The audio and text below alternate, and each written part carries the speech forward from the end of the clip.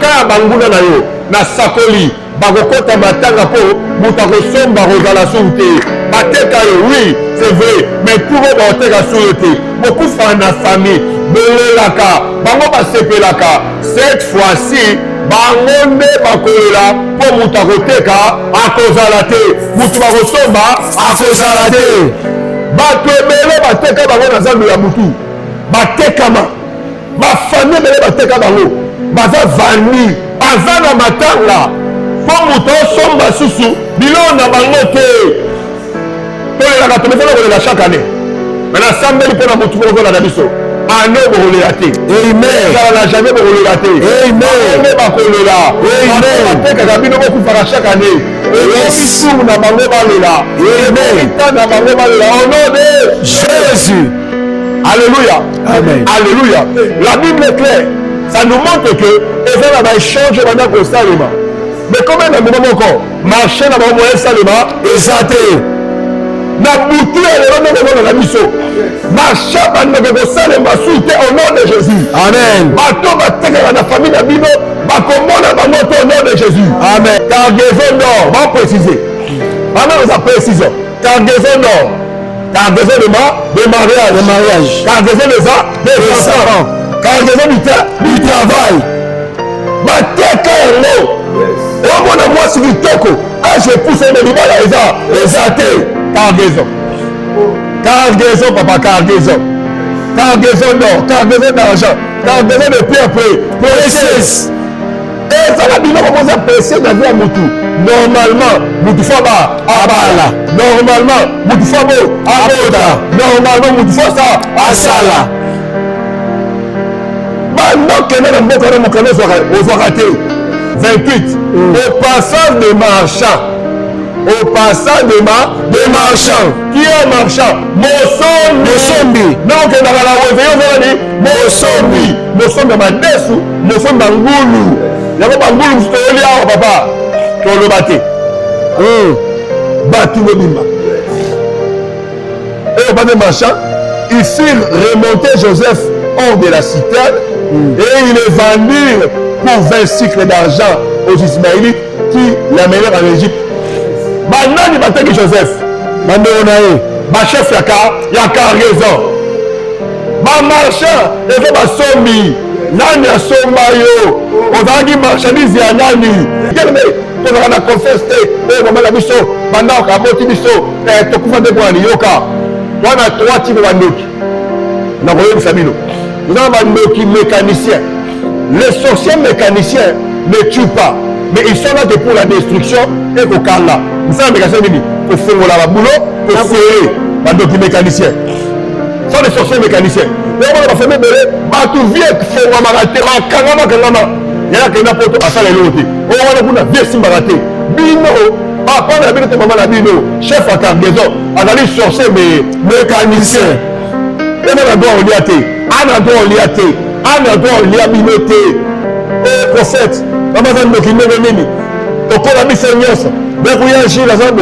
Il y a qui n'a la zambe. Mais t'as la vie en bas, tu la famille. Viens sur le Mbote, shalom, bandeko, bonne nouvelle. Maya Faya déjà est commis na Canada. Tozali na papa Bernard Chunza. Numéro de téléphone yango wana. Na Canada toujours na Edmonton, Alberta. Tozali na maman Nelly. Numéro yango wana. Na États-Unis, gloire à Dieu, na Massachusetts. Tozali na apôtre Willy Mboma. Numéro yango wana. Na Paris, na France, na Château Rouge. Vous avez na maman à faux pour na Château Rouge numéro yango wana et bon on a Afrique du Sud na Johannesburg vous avez na maman Chada numéro yango wana Maya Faya ezali solution pour na ba problème na yo obela maladie ya cancer sida toutes sortes de maladies Maya Faya solution moi na comme autiste vie et béba au comprendre ba réalité bizarre nzamba tuni Moïse quand tu entre tes mains. C'est par la verge que tu accompliras le miracle. Maya Faya, Water Fear, Maya Nguya, eau de miracle. Déjà na Canada, na Québec, papa Bernard Chunza. Na Edmonton, Alberta, tu as na maman Nelly. Na États-Unis, na Massachusetts, apôtre Willy Mboma. na Paris Château Rouge tozali na mama Afo et na Afrique du Sud tozali na mama Shada ba numéro yango wana benga ozwa mai no afaya. Dieu vous bénisse. Crie à toi, je crie à toi, oui moi, il est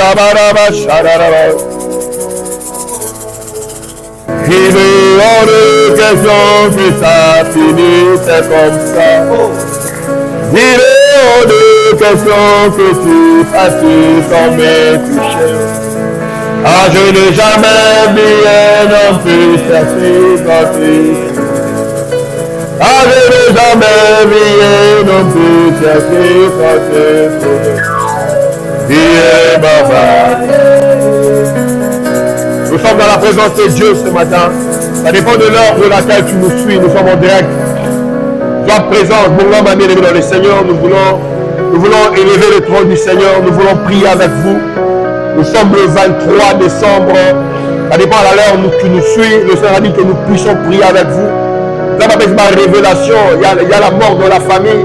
Il y a beaucoup de choses qui se passent. Il y a des maladies, il y a des choses que le diable a prévues.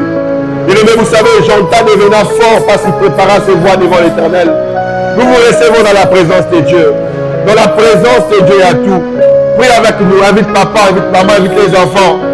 Pendant ce mois de vacances, nous voulons élever le trône du Seigneur. Savez-vous bien aimé que ça n'a toujours été pendant les fêtes que le diable agit. Pendant les fêtes, on a coupé la tête de Jean-Baptiste. Pendant les fêtes, Jésus a été vendu. Prie avec nous.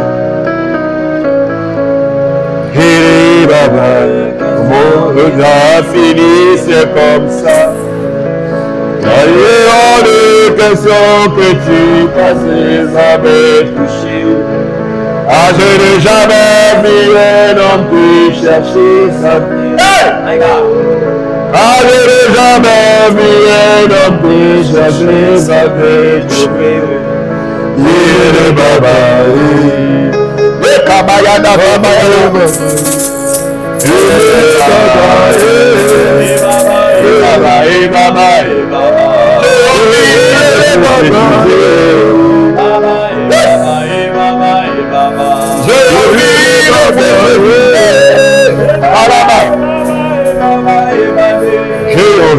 de prophétiser. J'ai envie de prophétiser.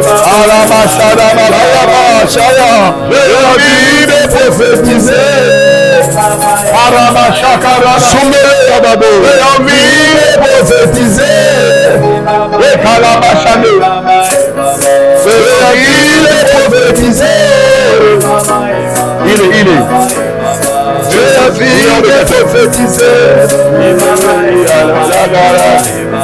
J'ai envie de prophétiser. J'ai envie de prophétiser. Il est hors de question que ta maîtrise avait touché. Il est hors de question que ta maîtrise comme ça. Car je n'ai jamais vu non plus chercher sa défouchée. Ah, je n'ai jamais vu non plus chercher. Baba, je prie à toi.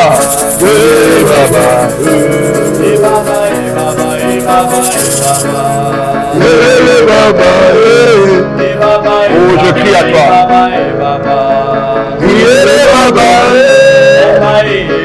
Il va me toucher. Et Mama Chaka,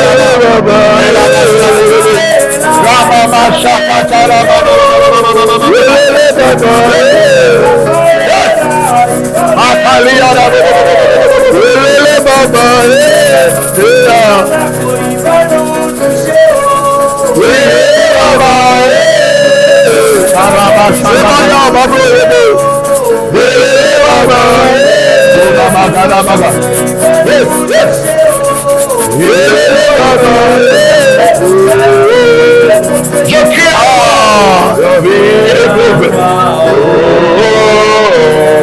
Oui, à toi. Yes,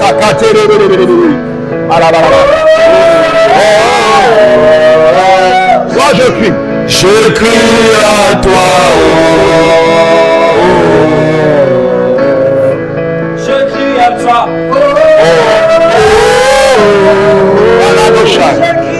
Je crie à toi.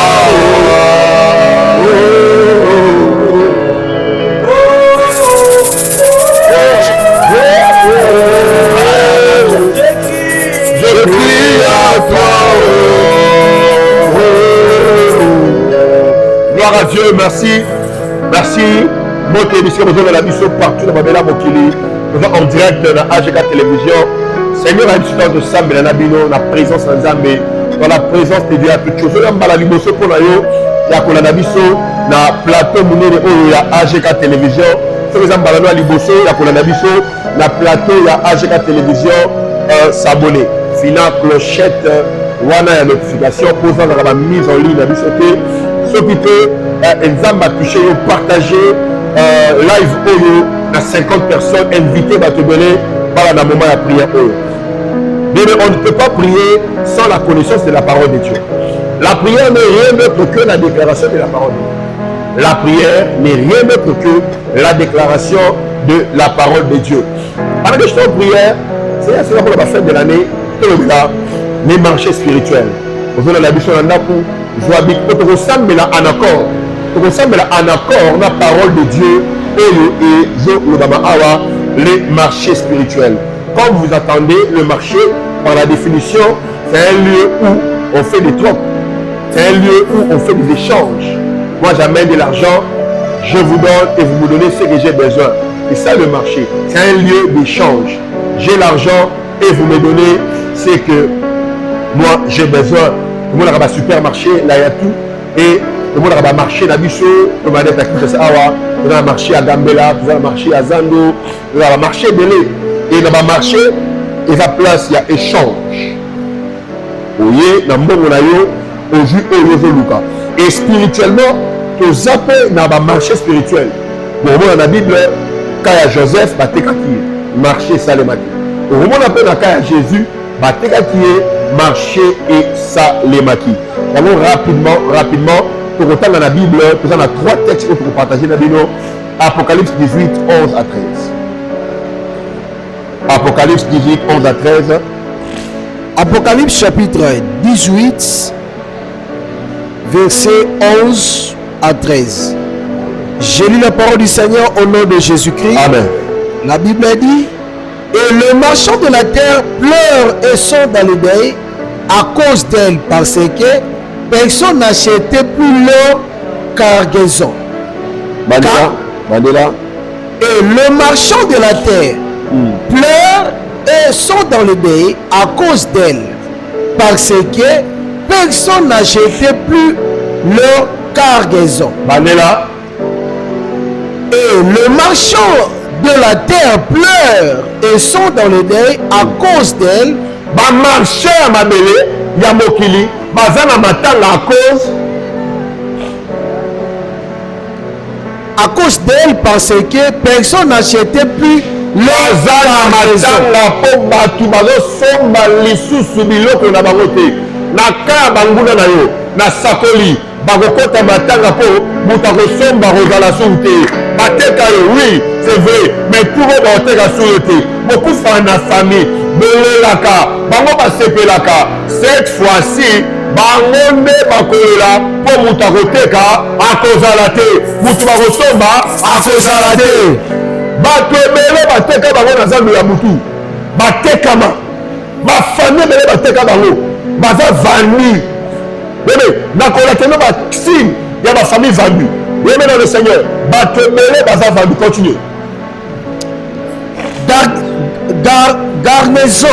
Cargaison d'or, d'argent, de pierres précieuses, de perles, de félins, de pourpre, de soie éclate, de toute espèce de bois, de santerre, de toute espèce d'objet d'ivoire et toute espèce d'objet en bois précieux, adorés en ferme et en marbre, de cinnamome, d'aromates, de parfums de rites, d'encens, de vin, d'huile, de fil de farine, de bleu, de bœuf, de brebis, de chevaux, de chars et de corps d'hommes.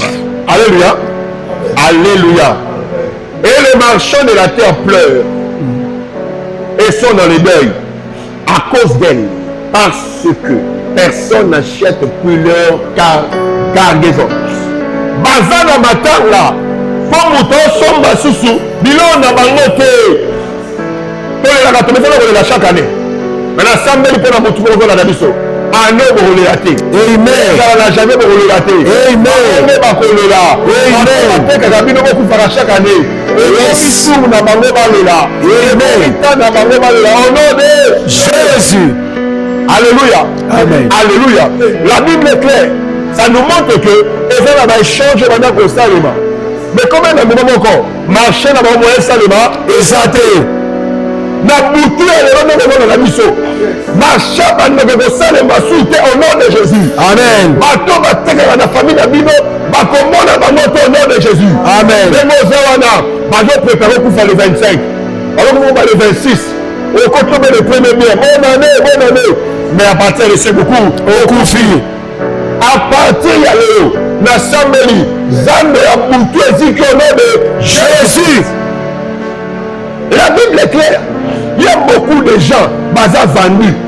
Il y a beaucoup de mariages qui sont vendus. Moi, c'est qui toque. Parfois, dans les autres, il y a le taille qui toque.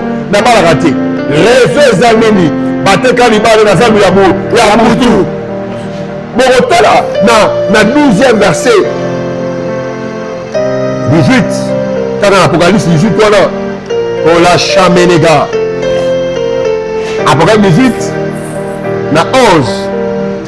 Alors, dans la deuil, na 11, na 12, dans le lit, cargaison d'or, on va préciser. Pendant que ça précise, cargaison d'or, cargaison de mariage, cargaison de ça, des enfants, cargaison du travail.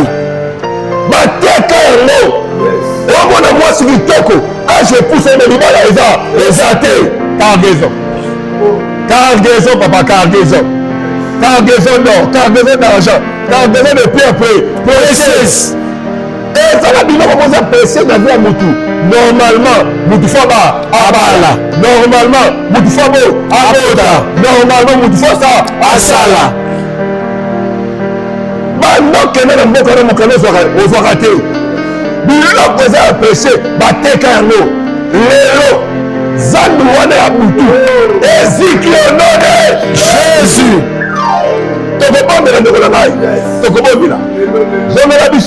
Genèse chapitre 37, verset 26 à 28.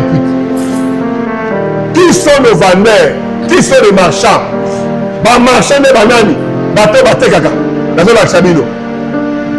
Genèse 37, 26 à 28. Kalaba. Je n'ai jamais vu Genèse chapitre 37, verset 26, la Bible dit, alors Judas dit à ses frères, que gagnerons-nous à tuer notre frère? Judas dit à qui?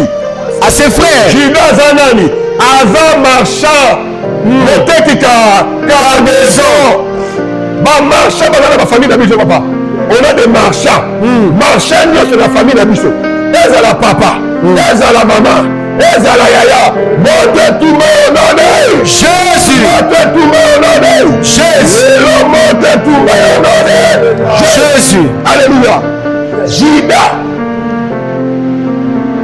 chef à cargaison, Nani marchandise, Joseph Nani, papa. Alors Judas dit à ses frères, que gagnerons-nous à tuer notre frère et à cacher son sang? Venez, vendons-le aux Ismaélites et ne mettons pas la main sur lui, car il est notre frère. Car il est qui? Notre frère. Notre chair. et les frères l'écoutèrent. 28. Au passage des marchands.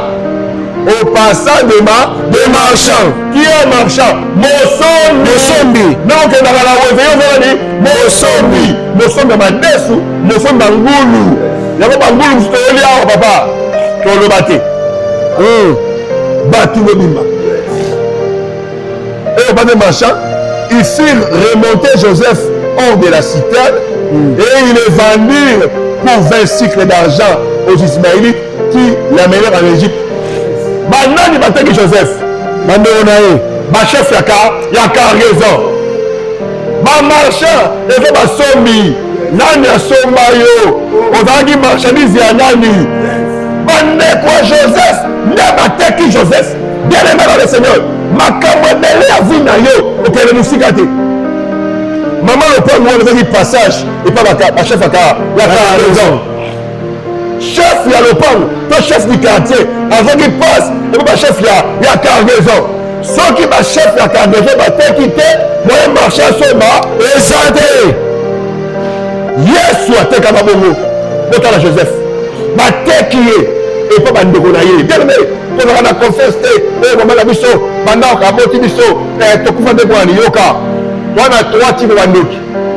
Nous avons une famille. Nous avons un wandoki mécanicien. Les sorciers mécaniciens ne tuent pas, mais ils sont là que pour la destruction et pour Kala. Vous savez, les mécaniciens, pour faire la boulot, pour serrer, les mécaniciens. Ce sont les sorciers mécaniciens. Mais on va faire des tout vieux qui font un marathon, il y a qui n'a pas de passer les lotis. On va faire des vieux qui marathon. Bino, papa n'a pas de maman la bino, chef à cargaison, on a les sorciers mécaniciens. Et on a droit au liaté, on a droit au liaté. On a droit à l'habilité au prophète. On va faire un document de Mimi.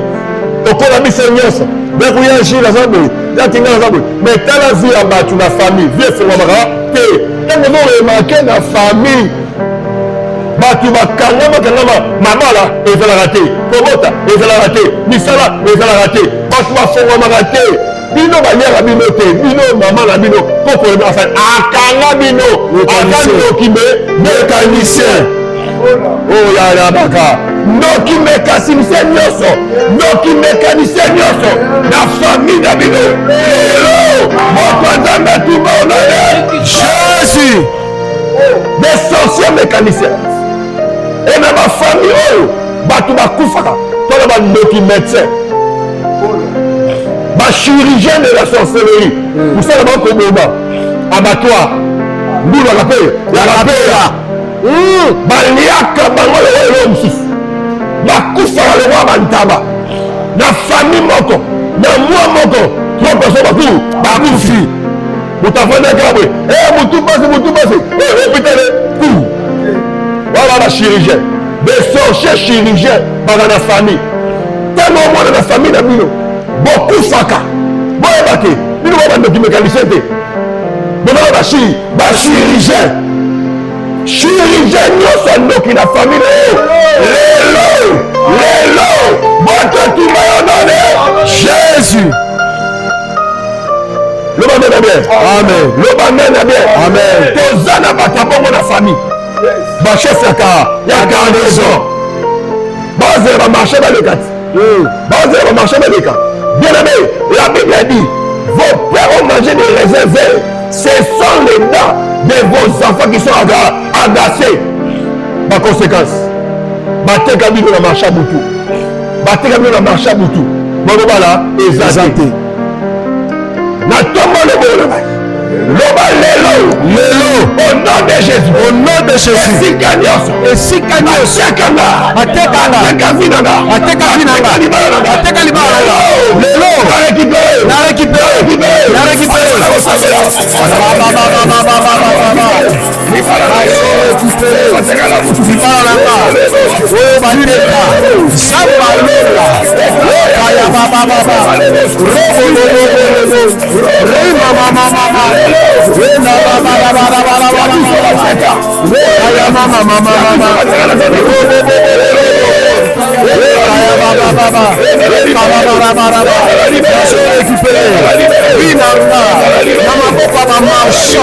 Bishika bateka, batikanga, kati ya wenze wana eza ondoki ya bonganga batekaka lelo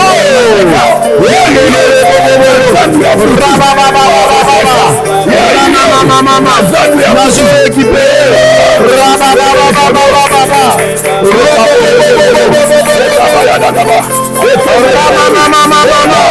Jésus, au nom puissant de Jésus, ma cargaison.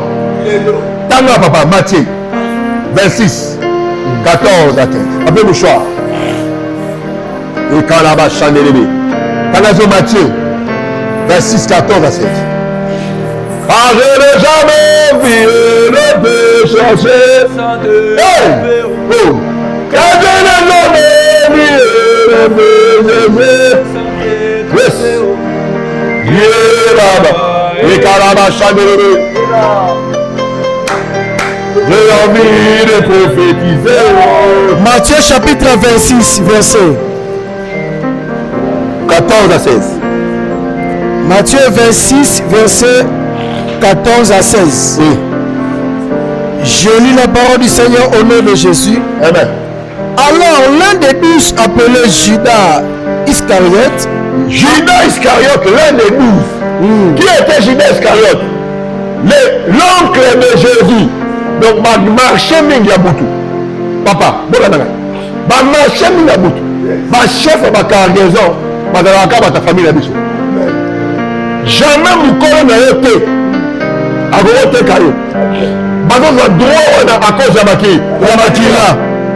Les sœurs leur donnent le droit de veiller sur toi.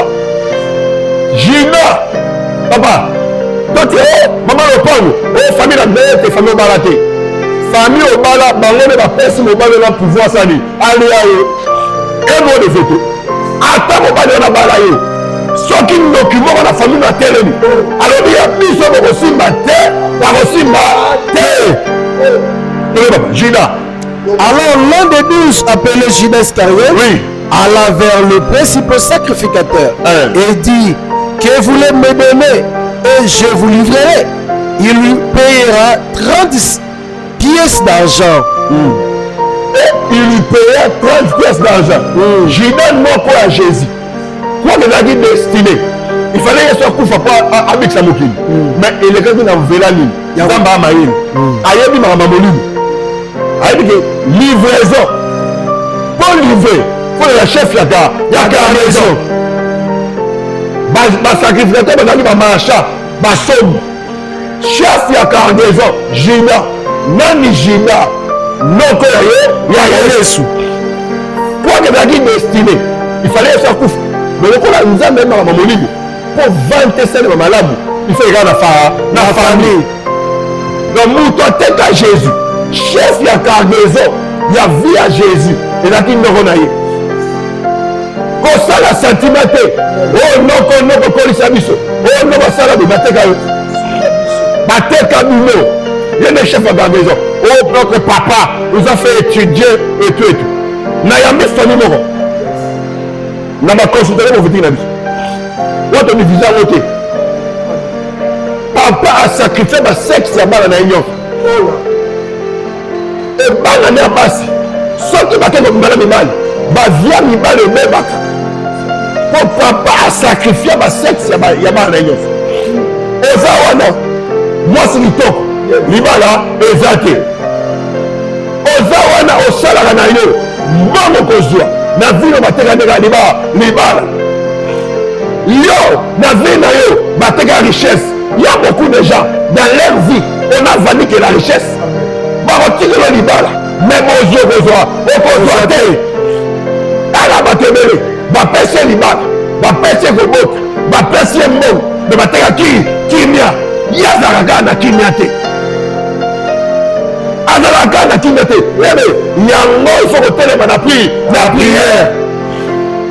Yesu alobi dans Luc chapitre 18 verset 6 à 8. Et mon Nzambe akoyoka te baponami na ye oyo bakobanga mpana ye butu mpe moi mais bamarché spirituel eza réel. Donc continue na prière ya lobi po to na 3 jours à prier. Mais lela tosambela nalingi osambela episika ozali mutu nyonso na famille ezala papa nanga tomoni Joseph Judas telemi na bandeko nde ba 12 po vente esali tomoni Jésus namona telemi po livraison esali ozokende kosambe ezala papa nanga ezala mama nanga ezala bandeko famille nanga bateka eloko ya vi nanga bateka libala nanga bateka nini lelo moto epanza ezala libala nanga ezala libere ezala récupéré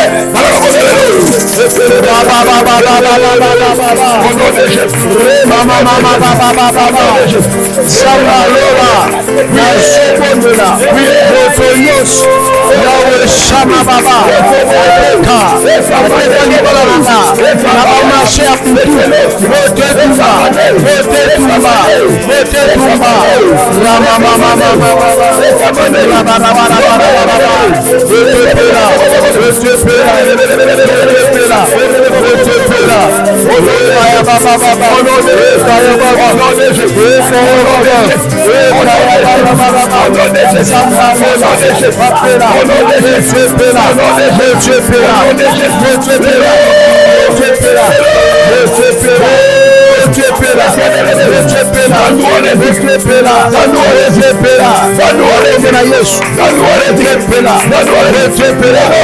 Jésus, serviteur moi fait filer prière.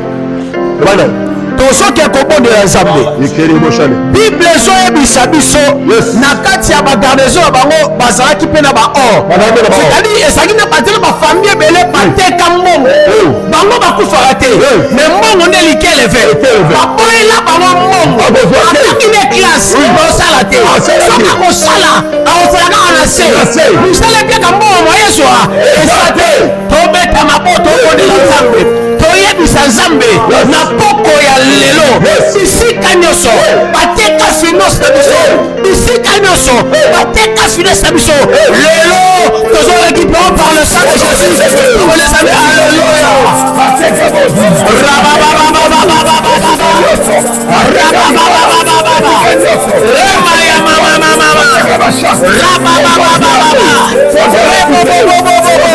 nasobotola sambe na vokoyi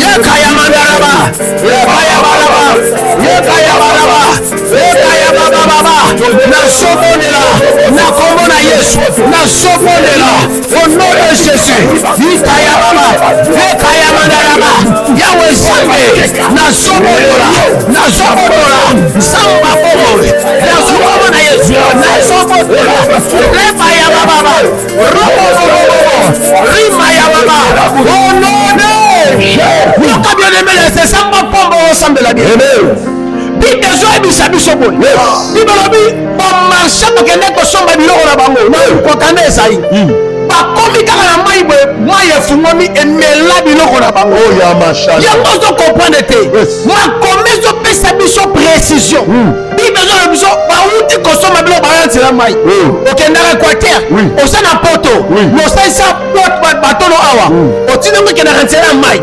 okomprendre te obimisa mbongo ebele me bato ezinda biloko yaka te mbongo yaka te nzoka na se mai eza na biloko ebendaka loba makasi plus jamais loba soki plus jamais oke kobondela makonde ezobisanga jonas bameli epa ya poisson vana na mai te poisson vana na mai vana mokili te poisson vana na zamba te amona wapi na mai seki ozobondela miso abimisa jonas abimisa mbongo na yo abimisa libala na yo wedinakata mai bandako ozeoaaoya misi wana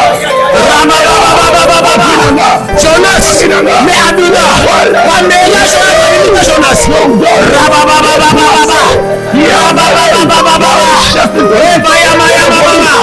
abimisa mbongo nanga bima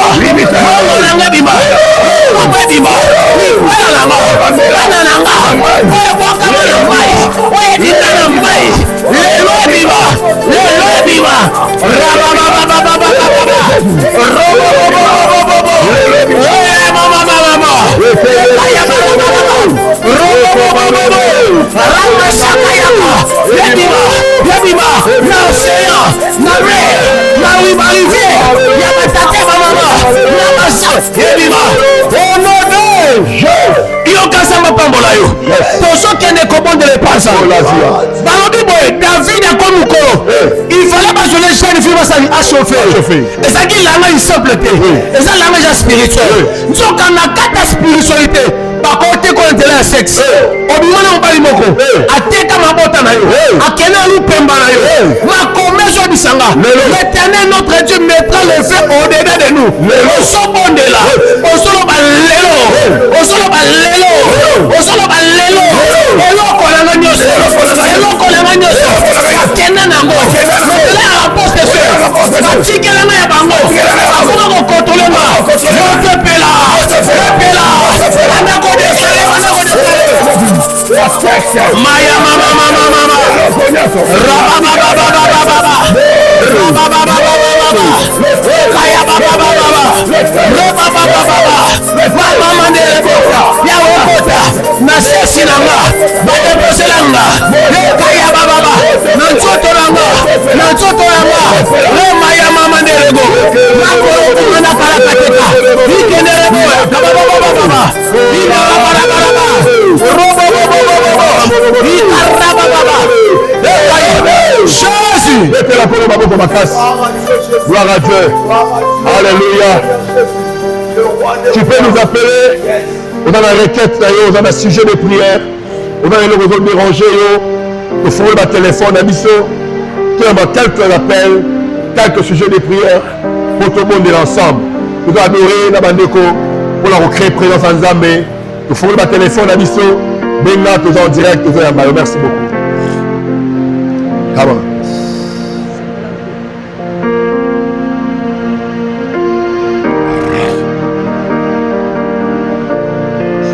Yes.